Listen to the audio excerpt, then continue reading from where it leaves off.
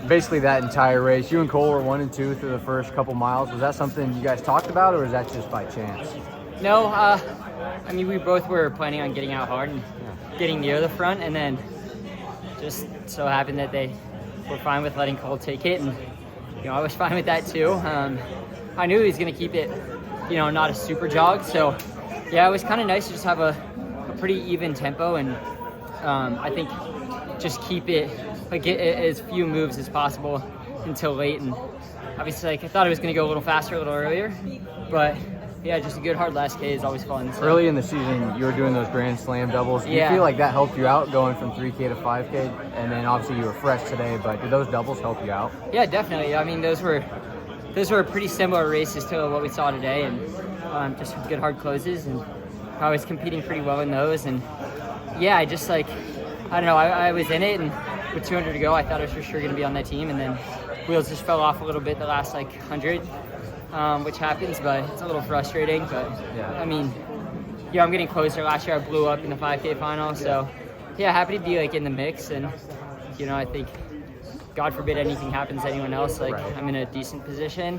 Yeah.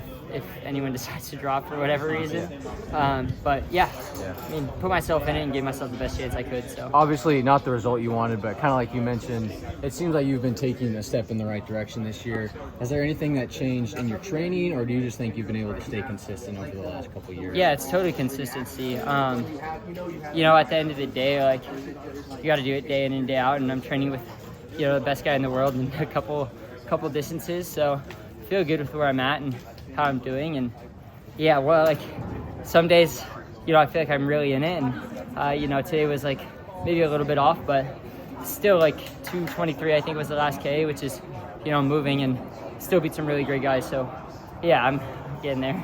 Last year you ran the European circuit a little bit after USA's. Is that kind of your plan again?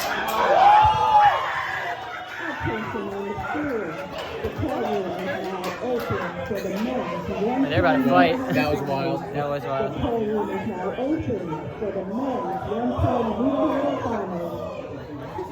All right, well, we just... So there, yeah, we got bigger fish to fry on the TV right now, so...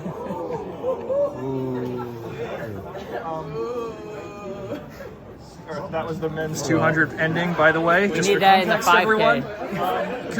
Were you happy with how you executed it? Could you have done anything different, you think? No, not really. I think I was in a great position the whole time. I was out of trouble.